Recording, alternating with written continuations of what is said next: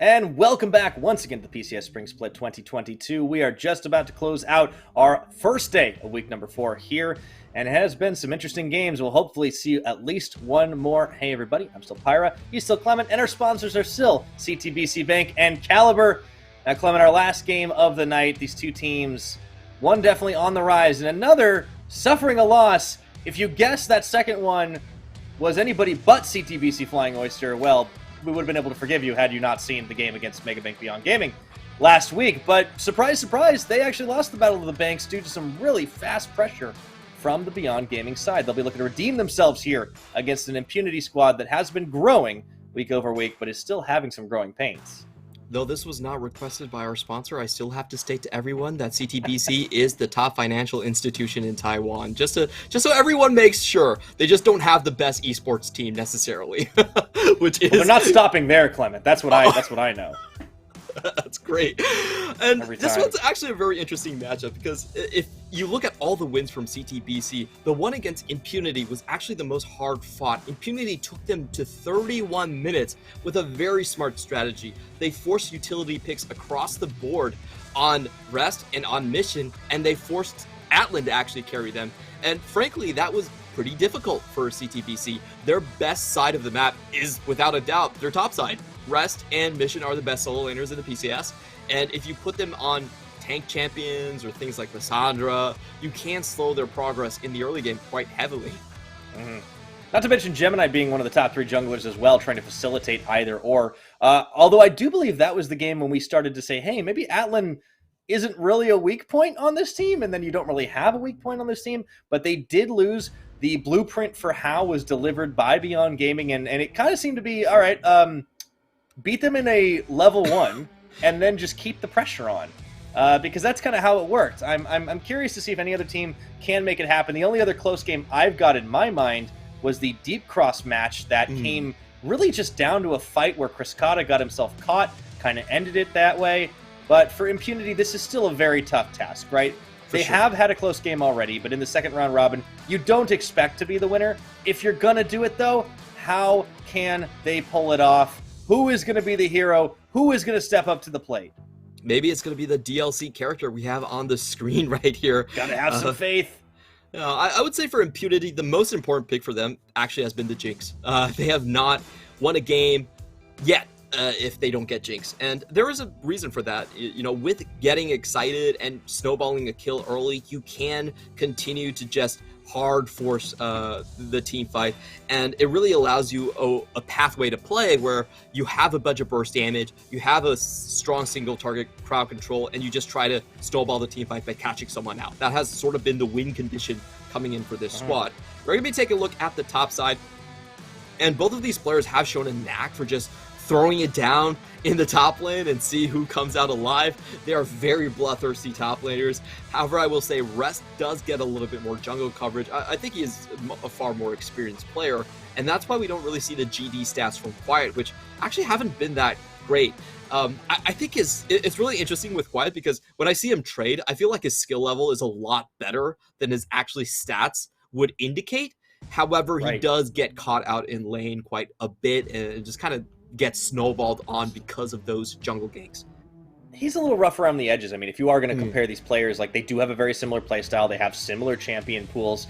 And generally speaking, I think the experience difference that Rest brings and the fact that his jungler is going to be keying off him a little bit more does give him an edge in that department, but it may change. And of course, CTBC is just going to say, nope, we're done with Rek'Sai. We don't want to see it anymore.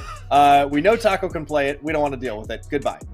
Yeah, that's been an interesting champion. The way that CFO can be shut down is if you just force Mission into a very bad spot. And what we've seen from Mission, frankly, throughout his career is you can sort of tilt him off the face of the earth. That definitely happened a little bit in the Beyond Gaming game where, you know, he blew his flash early on and they just picked up 3 kills on him through laning phase. So Rek'Sai is sort of that champion that can do that very early on in the game and make things unattainable. I do think that Taco can find a champion that can allow him to set up for some kills and a lot of repeated ganks in the mid lane. So maybe that is going to be a play there. However, with these bans, with the Syndra priority banning against Mission, which of course definitely something you have to consider, it does leave the Gwen up and available for Rest. And we've just been talking about the top lanes, and it seems like Rest is having a little bit of fun. I would not be surprised to see Quiet match Fire with Fire. We could see the Tryndamere coming out. There's other options as well. In fact, Tryndamere, I believe, is the only champion we've seen. No, he's also one of the Scion. Yeah, but that would be a little bit of a different sort of match. We've seen it on things like the Grays as well. The Jace would kind of be the go-to answer here, but I'm not sure if they want to show it this early. I think Jace only works in certain compositions. It's not guaranteed a win in a lot of cases. And the Jinx is always going to be the red side pick for Impunity. There is no doubt in my mind the most important champion, kind of the linchpin of their strategy. And I want to see how they can enhance on this. You know, we've seen Faith play the Yasuo for the pick composition. That's how they beat MFT. And I think the key factors, again, as we lay it out, are those reset potentials and hard crowd control on single targets. That is how Impunity wins their games. Absolutely true. However, this Rise hasn't been a huge part of that comparatively. He had a little bit more success on the likes of an Ahri, but I do think this goes a little bit more in line with what they're trying to accomplish this time around. The Hecarim is locked in for Gemini here, so we get to see that combination of the deep dive. And no surprises, as we have another one of these J-Team other squads, if you will, locking in kind of for this big dive potential. And, of course, the Aphelios to pair. That is going to be a quick pickup of the Akali locked in. Now, I think that could be a quiet champion. Yeah, this is super interesting. The Akali, we have seen her go more of the tank build. We have gotten that from Taco, not Taco on this team, but Taco on MFT. A different Taco? A different Taco. Yes, thanks for clarifying that. So it's the K versus the C. I would be interesting to see how Impunity play that. Again, though, I feel like Akali is a pick that doesn't need as much help in terms of surviving the lane. She's very, very safe with the Shuriken flip and also just using the Twilight Shroud. So it does shore up a lot of the weaknesses in Quiet's game that we have seen before. In the meantime, also banning out the Lee Sin, which has kind of been Taco's go-to. He's actually very consistent on the engages. Overall, I feel like Impunity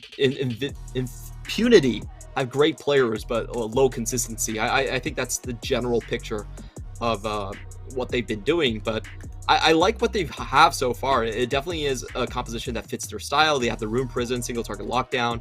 They have that assassin potential. And if you manage to snag off a kill, just get a kill on the support, and Blaze will get excited and carry you.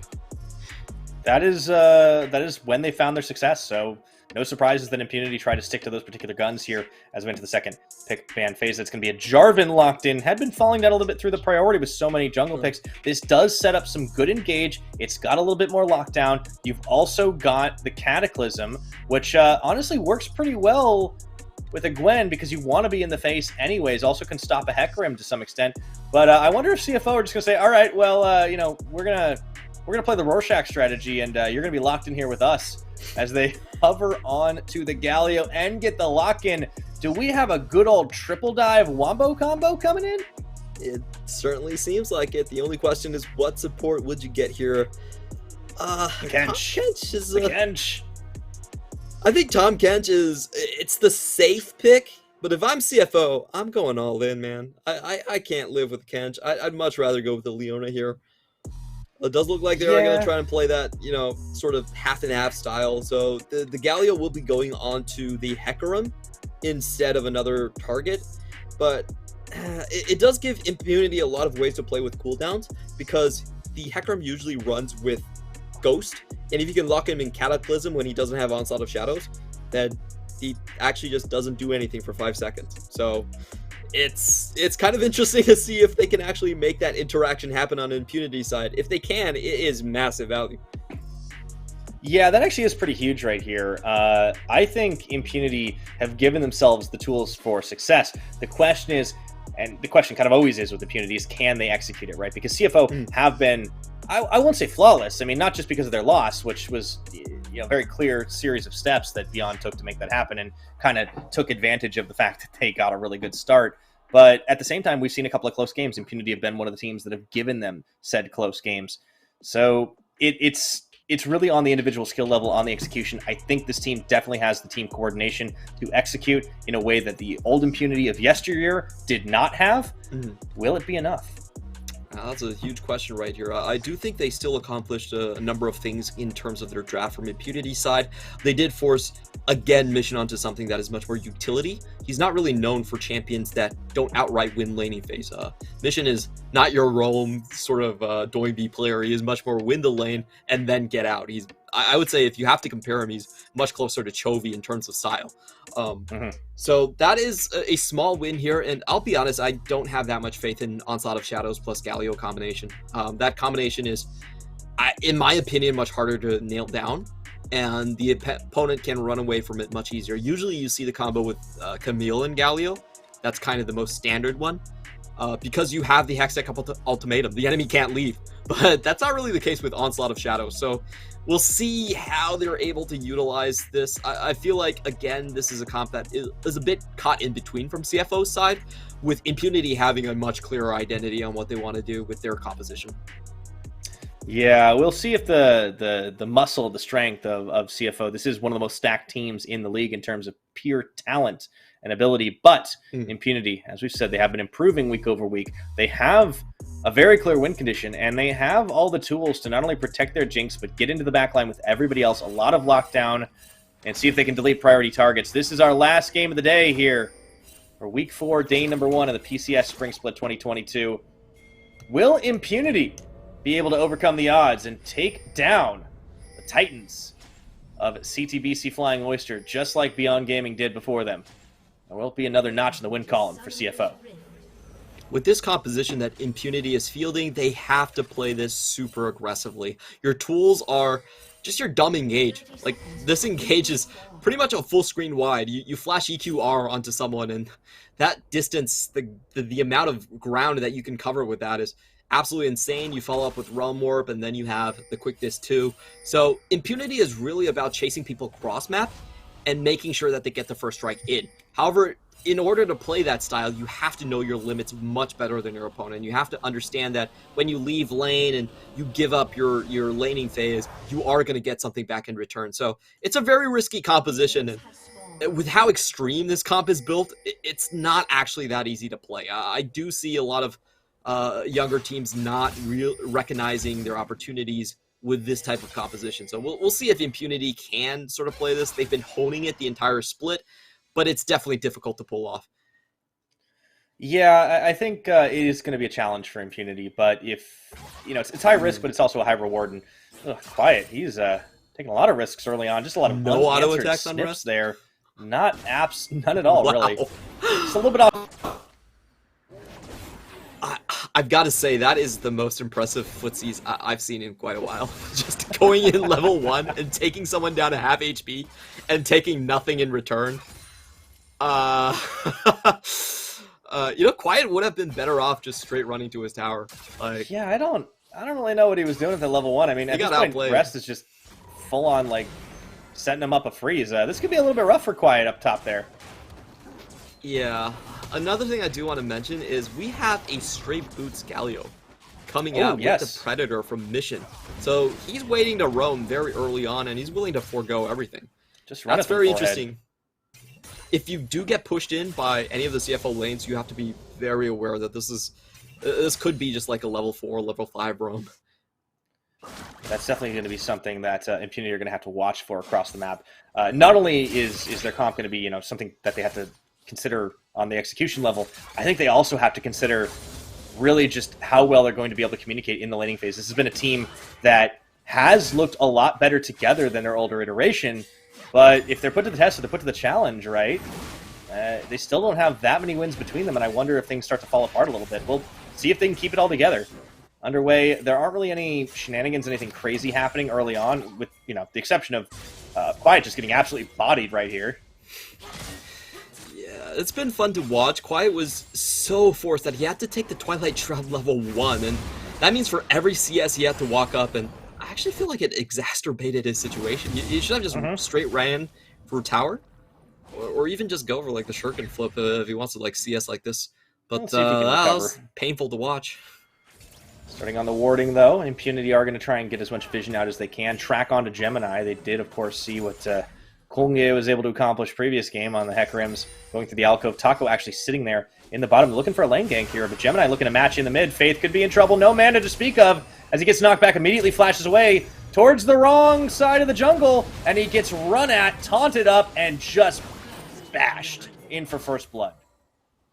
Yeah, that was a weird sequence of events here, as we did have Gemini actually just straight up walk over a ward. I think perhaps he got it with the Scryer. Now it's Taco's turn. Oh no, onto the Flame Chompers they go, immediately swallowed up as well. Gank fully denied here. Excuse me, not Flame Chompers, that's the opposite side of the map. Blaze was trying to bait them on, didn't end up happening. But this is a good start for CTBC Flying Oyster, as they were able to get a kill onto Gemini. If he wants to rotate top and try to force Quiet out of lane, he can make this happen. Oh boy, I think Quiet needs to leave now. Yeah, I wonder if he still has the Twilight Shroud available. Well, he does, but not for much longer. Fed right into the waiting jaws. Gemini 2-0 now.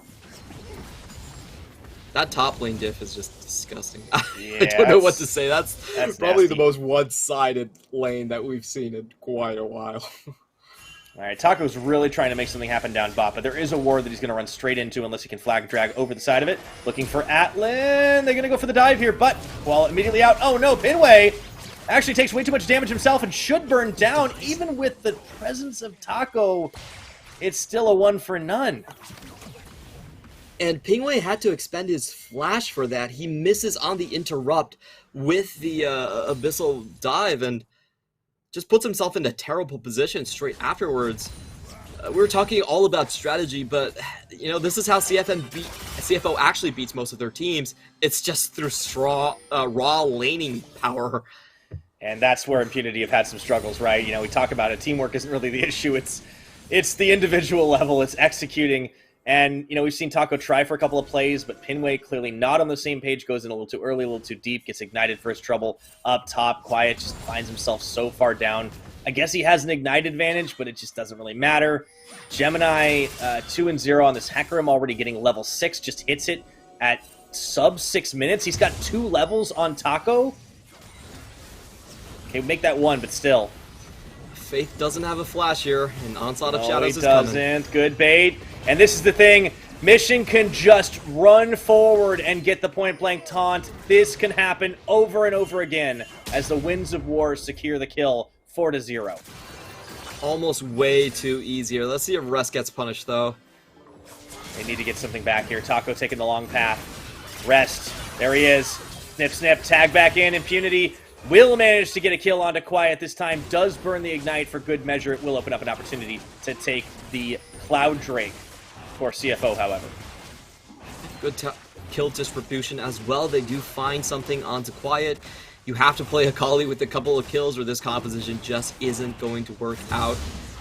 And, you know, this is the real danger up against CFO. I think even when you put a utility champion in the hands of Mission, this game he really hasn't been asked to do much. It's just pretty much herding Faith around the map and throwing him into Gemini's way.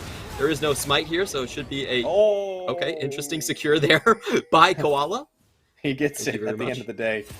Mission might walk into trouble, however, it's still a 2v2 as Rest is sitting there, and Taco sees that and says, I don't want any part of that. Turns around. Yeah, he is very fragile at this point. We have seen Jarvan, after the Gore Drinker changes, he's much more of an assassin champion, I think, earlier on. Doesn't get that Ruby Crystal, but does get the Caulfield's Warhammer. So you want to kind of ambush people out of the blue, but if you can't one-shot them, it's probably better not to go in. No, absolutely not. Oh, Pinway, speaking of going in. He was in, he was out, but he did take a lot of damage alongside Blaze. Gemini here maybe just looks for a straight-up dive right now. Could be possible. We have Realm Orb ready, though. Let's see if Pingwei can actually survive this. Oh, Onslaught of Shadows dodged out, and they are going to be bringing the Gallia to the party. Mission goes deep in here, and everybody's involved in the action, but Mission taking a little bit of damage. Has to go for the Justice Punch away. Impunity sniff this out, read the play well, and deny the kills, but can't answer with them. And that is why I am not a fan of the Hekarim plus Galio combo. You can't actually keep anyone in place, so they just sort of run off. And your fear actually helps them do that. They walk in the opposite direction of you, so... Yeah, bit of an anti-combo, if you will. Yeah, it's not really the same level, I think, as a Camille or a Jarvan for that case, but I feel like Mission actually got super lucky right there. He didn't have the flash and was not... You can't go over terrain in Justice Punch, so if Taco actually pulled that trigger a little bit sooner, Mission would have been dead for sure. CFO, they still showcase what their game plan is, and I feel like Impunity have a good answer. Ooh, Atlan does get rooted onto the Flame Chompers, but he doesn't really care. As the Moonlight Vigil does go down, Blaze taken so low there, he can't quite execute. This is just a straight-up 2v2. Meanwhile, Taco makes a return trip up top side. Let's see if he can cut Rest down to size here. There's a level advantage. Viet's got to be a little bit careful as he goes in. Kind of an obvious play here, but already kind of taking a little bit low as they dash, duck, dive, dip, and dodge, and into the mist. And Rest still gets the outplay. I don't believe it. Taco is going to die. No, he just lives by the skin of his teeth. And here comes Mission to clean up the job. Flash, dash, wins a war, and dust those mitts off. Oh my god, Russ is just too damn good. This is pretty much Russ. I think he's putting training weights on himself. He's just like, yeah, I'll take the 1v2. You guys take everything from the bot side. It's totally fine. I can deal with this. It's okay. The footwork there was just absolutely phenomenal. He pops a Haloed Miss on during the EQ combo and actually walks out of the crowd control. That's pretty much all of Jarvan's damage. That was just absolutely disgusting to watch. And Taco did not have the Cataclysm there, so he was missing a large chunk of his damage. Yeah, we have to watch that again. It was absolutely disgusting. He goes in. I feel like he knows that the trade is coming, so he does pop his needlework as soon as Taco comes in. He finds the first needlework, actually walks out of the EQ combo. The Halo Miss was a little bit slow. Like, if there's anything we want to criticize on that, it's probably just that 1 point. He does take a bit of damage before the W, but it's still a 1v2 that goes in the favor of CFO. Yeah, Rest is demanding a lot of attention here. Meanwhile, down on the bottom side, he is in a 1v3, but Gemini is about to join the fray, and even though Zod's just a little bit dash out, oh no, Taco gets denied! Can't even do it as he hits the Cataclysm on, but he traps himself inside the pit as the Onslaught of Shadows goes through. Taco taken low, but Gemini is going to follow suit right now. Rest is going to try to keep the 1v3 going, but here comes the teleport, and that is going to be enough to chase Impunity off. Junglers traded, and that's a net win, I think, for CFO, considering the amount invested in that bot side. They trade 1 for 1, but in the meantime, we do see Atlan taking over the top lane tower. So that's going to be first brick gold over to their side of the map. And another huge problem is this squad's getting a little bit out of hand. They're just very fed at this point. You know, 4 takedowns overall. There's no way Russ survives this one, right? He really shouldn't have stuck around, but, you know, nice miss to throw on. Good juggle of the aggro pinway. Oh, yeah, he gets out. Okay, that was just plate gold. I debated myself. Impunity do manage to pick him up, but I think maybe he bought a little bit into his own hype there.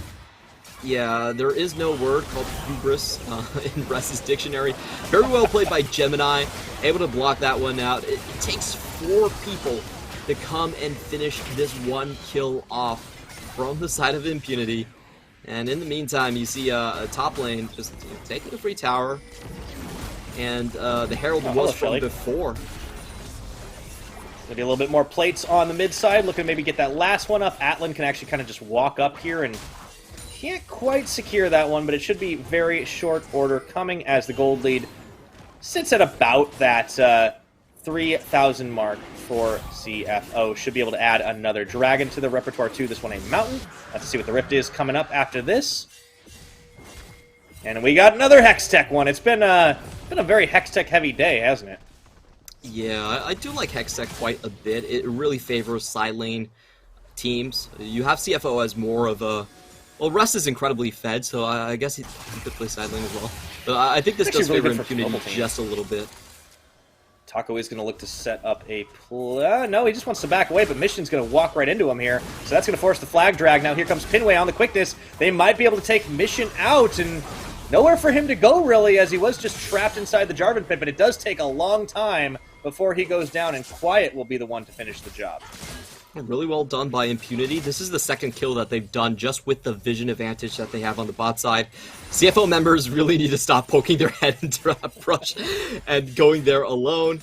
It hasn't been worthwhile for them. But in the flip side, CFO might be able to just take this tower down. They're going for Pingwei. Yeah, I think they're going to be able to find him right here, but it's actually just Koala. Gets the swallow up in a level advantage there as Pinway trying to battle dance to safety, burns his flash as Taco covers for him, and somehow nobody dies. That's a 2v4 that CFO are essentially playing against this team composition that they get out scot-free. Yeah, not bad actually. Still with that gold advantage. They try to push their luck a little bit too far, but don't end up getting punished. Should be able to knock down this tower pretty easily here. Flame Chomper's trying to dissuade the push, but Atlan still managed to take a couple more pot shots before it's all said and done.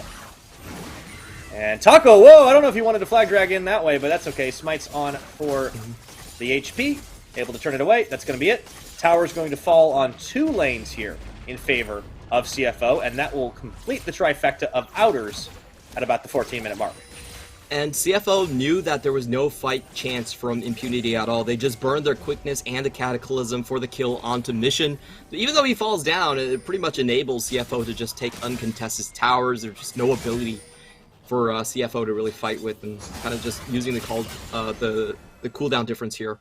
And that kind of is another big problem about catch compositions, is if you just catch one person but you don't have an objective to follow up with, a lot of times you're actually bleeding out objectives on the other side of the map. So Impunity, if they want to find these catches, they have to follow up with very decisive wins in the ensuing team fights. They have to chase down multiple targets for it to be worthwhile. And that's going to be a big test here. They have to break this Drake train as well, so I'm really looking forward to Impunity setting up Vision, somehow trying to break Vision in the bot side, and get a very decisive team fight.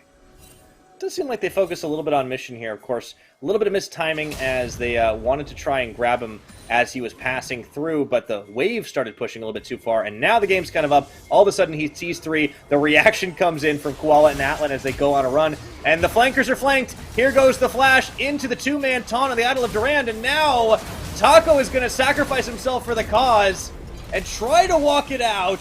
If he gets away, I swear, no, not this time. As Atlan opens up in the Moonlight Vigil, that still could have been a little worse for him, and maybe they can trade back with the Tower Bot because Faith was nowhere near that fight.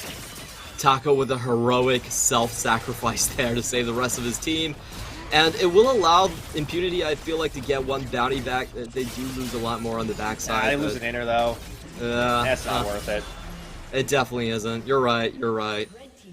At least they get on the table in terms of the tower takes, but I think this is the problem with the catch composition. You have to be willing to follow up, and this is why I say I feel like Impunity's composition is actually pretty difficult to execute overall. It's not about executing the catch itself, it's about putting yourself into a map position where you can execute the catch and still come out ahead of it. So far we've seen them, yes, they've been able to catch Mission out. They lost 2 towers directly afterwards. And, yes, they've been able to, kind of catch Mission wandering again, but they can't pull the trigger because if they do, they're all dead. So, yeah. Catch comps are a lot harder to play than they might seem on paper. And I think a huge part of it is you do need a winning side lane. If you have a winning side lane, you can draw enemies away from you. It's much easier to dictate where the enemy team is going to be on the map. If you don't have that, though, as Quiet had a very bad start against Rest, it becomes much more difficult. Here we go again. She's going to try to walk it out. There's the quickness, and they should be able to take him down, but you're right, it does take a little bit of extra effort to do it. Faith grabs the kill that time. That should open up on the timing to help them secure a dragon if they can back and set up for it in time. And, I was going to say, yeah, sure, the catch, it does work when they find Mission asleep on the side lanes.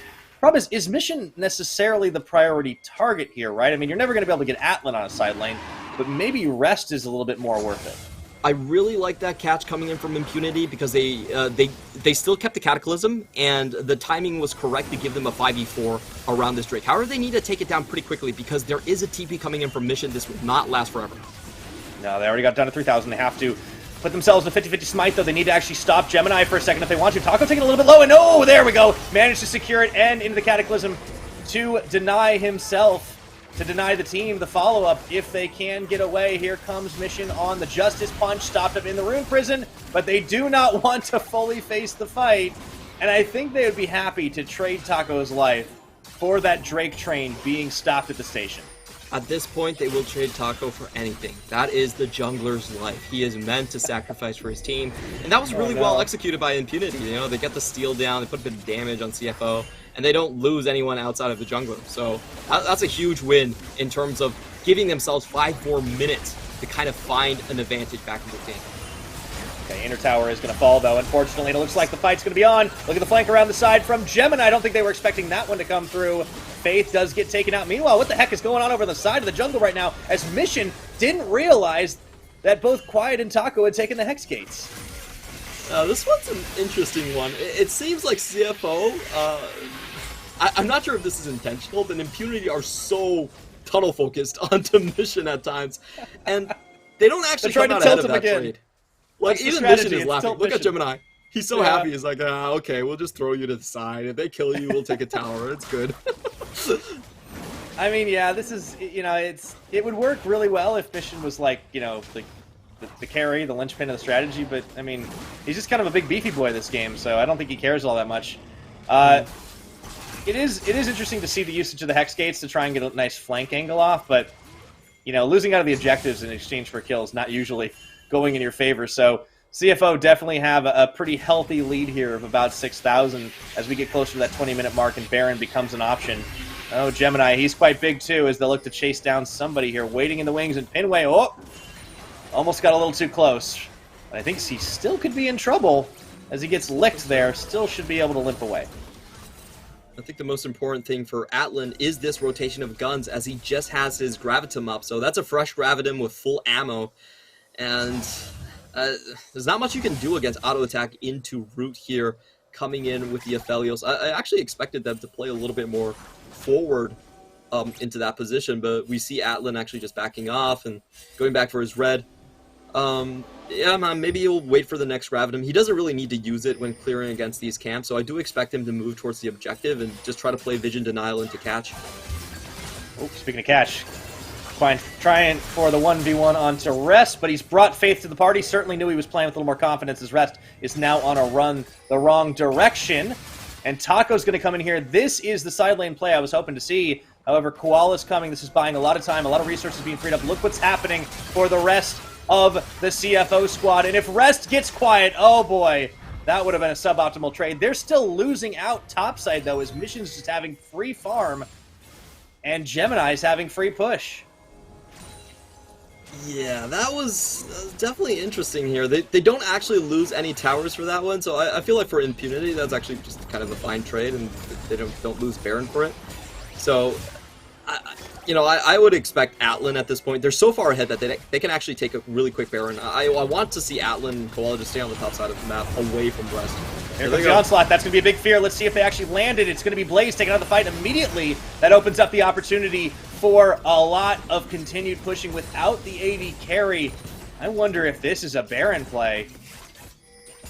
It definitely should be. Taco without Cataclysm, without Flash, and there's a lot of key ultimates down here, so I wouldn't mind them just starting on this one. CFO, I think they're playing it pretty damn safe in this instance. They don't want to throw away their advantage, and probably with a Hex Gate, it does make those Baron calculations a little bit more difficult because the enemy team can arrive on spot a lot faster. They're still continuing to snowball this game.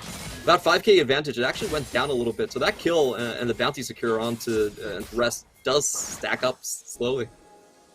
Yeah, the game has slowed down just a little bit. I mean, Impunity managing to cut down the Drake stacking certainly helped a little bit with that, but also the fact that CFO are trying not to overplay their hand here, playing controlled enough because they know that there's an opportunity for Impunity to start the fight back. They haven't been shown to be quite as weak, so it is going to be the Baron Vision control game for a little while. You don't want to go ahead and start this one up when you're not in a secure position. Yeah, and to be honest, CFO don't really have the strongest of catch opportunities.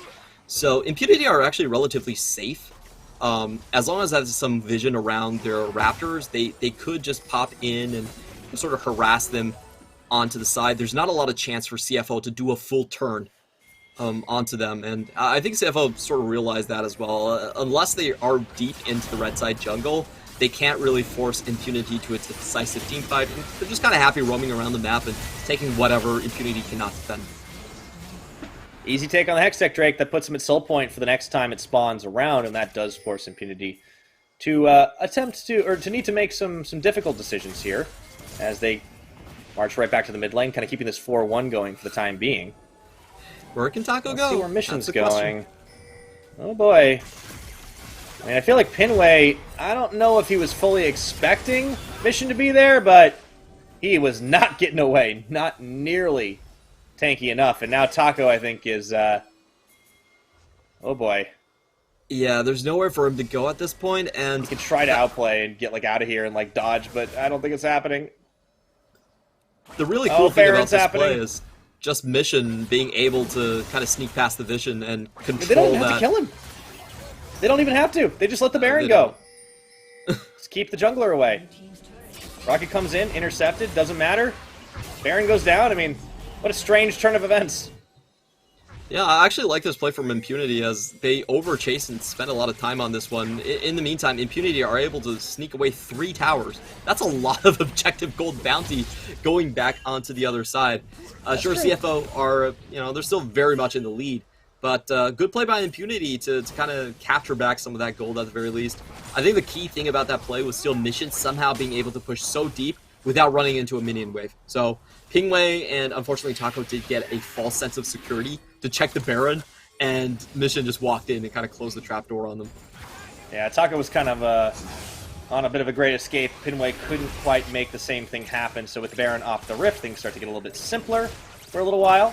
And, of course, still some time before the next dragon will come up. But Impunity, it feels like they probably have to contest that one. Don't want to give away the soul, especially for a team that is also looking to chase down and get the dive on. Want to try and grab a little bit more of that standing gold in the towers back for themselves. Got 3, 2 inners, 2 in the mid rather, and 1 in the bottom, but none in the top. Looking like to change that soon.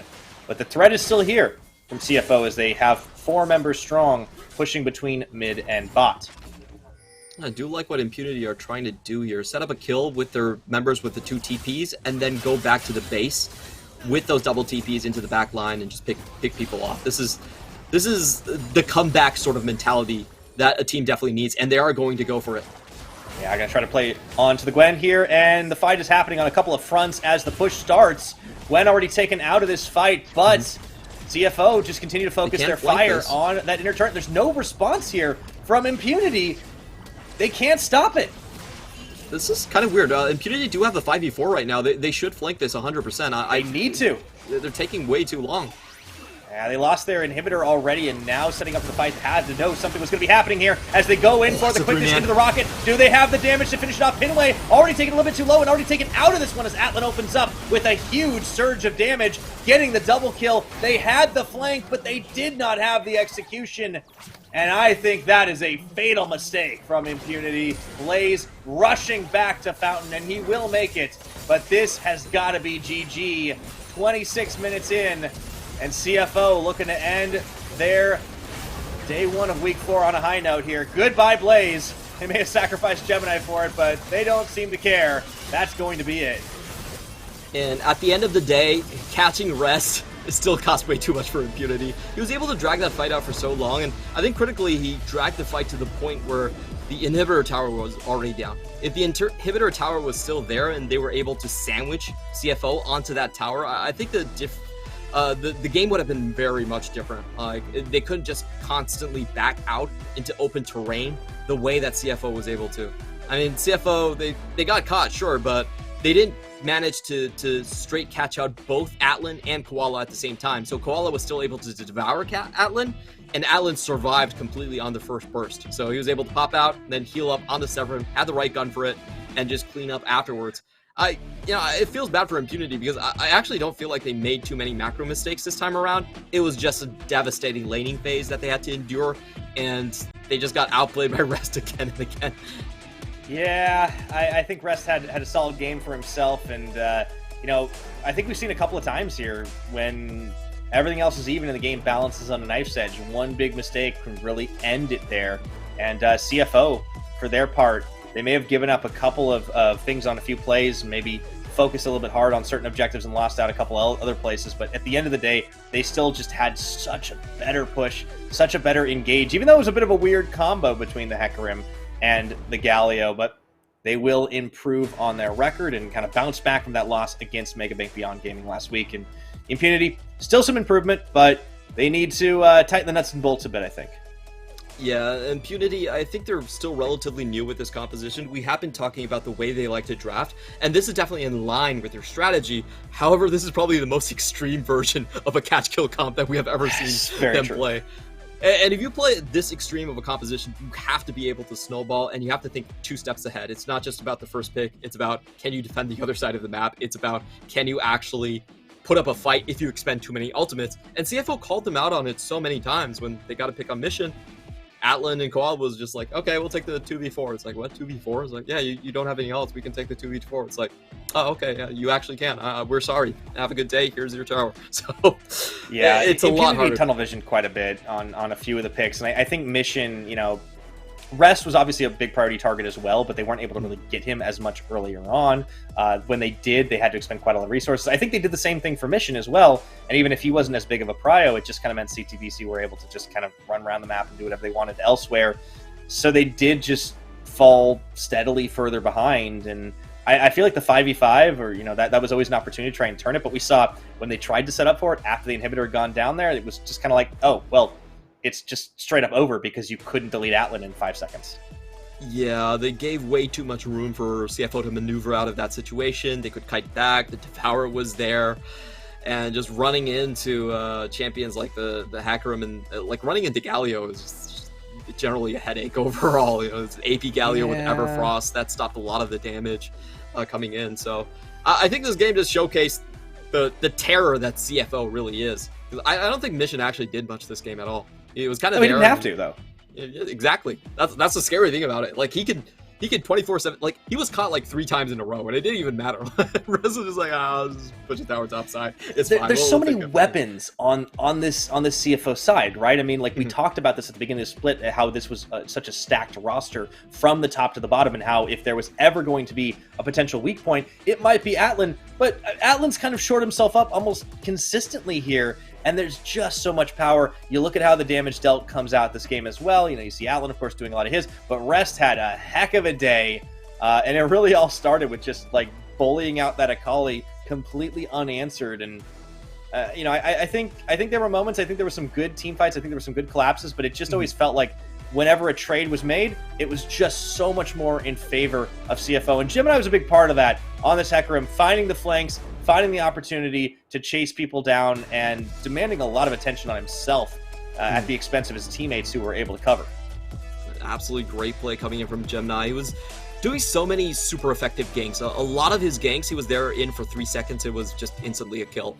Honestly, a lot of it comes off the fact that his laners are just that strong. But if you think about the first kill that he got on Faith, uses Scryer Orb, walks straight past a ward, gets an insta kill, and then he gets another 3-second kill into the top lane, with Quiet just being super low on HP. So efficiency is the name of the game for Gemini, and that's why I think he's still, in my eyes, the best jungler that we have in this entire region. If you look at, even before, if you look at River or you look at Kongyue, their stats show something very different. They're actually low efficiency junglers and high volume gankers. So Gemini is kind of the one that really saddles the realm between being super effective, but also keeping his farm at an insane level. Absolutely well earned on the MVP for today. Let's take a look at a result of the 6 games. PSG pick up 2 wins, one in a big test against the likes of J-Team that they were able to conquer. Deep Cross Gaming, of course, finally win against Meta Falcon Team. Beyond Gaming beating Hurricane. J-Team coming back to beat Frank Esports in what was definitely a back and forth. And then, of course, we closed out the day here with CFO adding another notch to their belts, as we are tipping into the second round robin for just about everybody. It's not the cleanest tip in because PSG still have some games in hand, but you know what I mean. Definitely, and I think today we really got to see the highlights of some of our best players. Pretender popped off. I didn't know that he had that in him. Yeah. That Vex play was so sick. I think he makes us strong. I'll be honest, I think Pretender outplayed Bay today. I think so too. He's making a strong case for going back to PSG. Well, I think Frank would like to hang on to him for a little while because it certainly looks like they're starting to fire together on all cylinders after a little bit of a rocky start. But here are our standings. Tied at 8-1, CFO and Deep Cross. But PSG Talon right behind here with a couple of games in hand have a chance to try and overtake if they can, or if they can force a couple of losses against those top 2. And of course, Megabank, Beyond Gaming, and J-Team right after that. Frank Esports definitely still looking at a playoff position in Impunity as well as Meta Falcon Team.